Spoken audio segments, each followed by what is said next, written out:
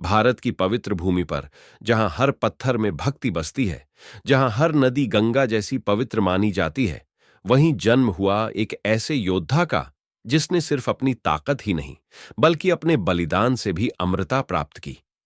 ये कथा है खाटू श्याम जी की, जिन्हें हारे का सहारा कहा जाता है। आइए हम इस दिव्य यात्रा को विस्तार से समझते हैं। महाभारत के समय की बात है। पांडवों के वीर पुत्र महाबली भीम के वंशज घटोत्कच और माता मौरवी के घर एक बालक ने जन्म लिया। इस बालक का नाम बर्बरीक रखा गया।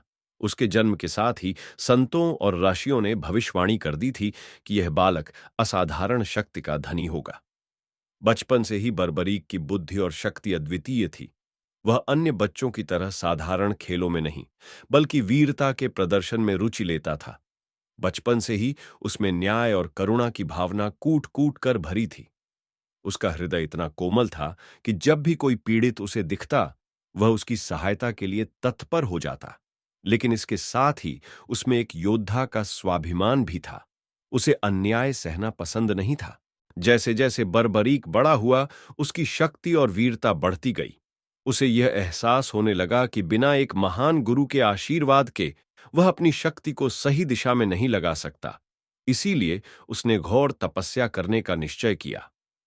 कई वर्षों तक कठोर तपस्या के बाद भगवान शिव प्रसन्न हुए और बर्बरीक को 3 अमोघ बाण प्रदान किए।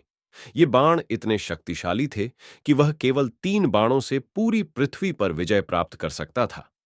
लेकिन भगवान शिव ने उसे एक सीख भी दी। सच्चा योद्धा वही होता है जो अपनी शक्ति को न्याय और धर्म के लिए उपयोग करे। किसी भी शक्ति का दुरुपयोग उसे अंततः पतन की ओर ले जाता है। बर्बरीक ने शिवजी को प्रणाम किया और यह संकल्प लिया कि वह अपनी शक्ति का उपयोग केवल सत्य और धर्म की रक्षा के लिए करेगा। महाभारत का युद्ध निकट आ रहा था। कौरव और पांडव अपनी अपनी सेनाओं को संगठित कर रहे थे।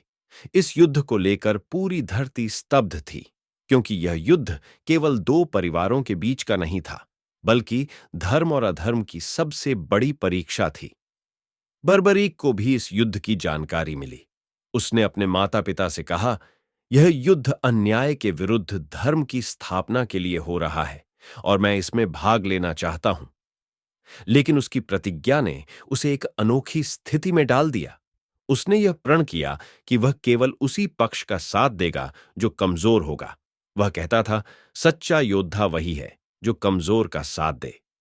यह प्रतिज्ञा जितनी महान थी, उतनी ही संकटपूर्ण भी, क्योंकि यह तय था कि जैसे ही एक पक्ष पराजित होता दिखेगा, बर्बरीक उसकी सहायता के लिए चला जाएगा।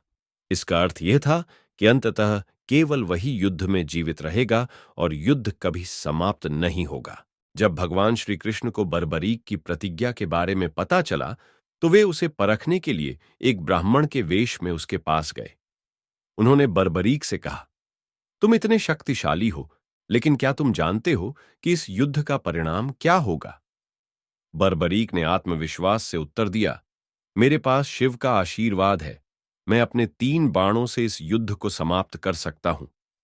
श्री कृष्ण ने मुस्कुराते हुए कहा, यदि तुम युद्ध में भाग लोगे तो किसका साथ दोगे?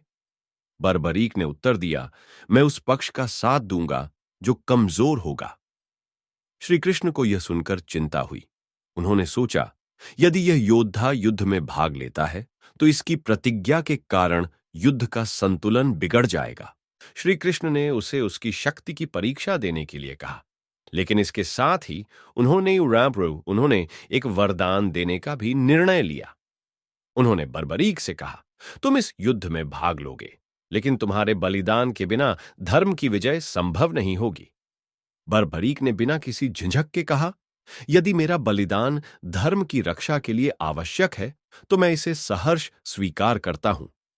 श्री कृष्ण ने बर्बरीक से उसका शीश मांगा और बिना किसी द्विधा के बर्बरीक ने अपना शीश अर्पित कर दिया। श्री कृष्ण इतने प्रभावित हुए कि उन्होंने उसे वरदान दिया कि कलयुग में वह खाटू श्याम के रूप में पूजे जाएंगे और जो कोई भी सच्चे हृदय से उन्हें याद करेगा, उसकी हर मनोकामना पूरी होगी। आज खाटू श्याम जी को हारे का सहारा कहा जाता है। लाखों भक्त उनकी शरण में आते हैं और उनकी कृपा से चमत्कारी रूप से उनके जीवन में बदलाव आता है। क्या आपने कभी खाटू श्याम जी की महिमा का अनुभव किया है? अगर हां, तो हमें कमेंट में जरूर बताएं। अगर नहीं, तो अभी उनका नाम जपें और उनके चमत्कारों का अनुभव करें। राजस्थान के खाटू में स्थित उनका मंदिर भव्यता और चमत्कारों का केंद्र है। कहते हैं, जो भी सच्चे मन से उन्हें पुकारता है, उसकी हर पीड़ा दूर हो जाती है।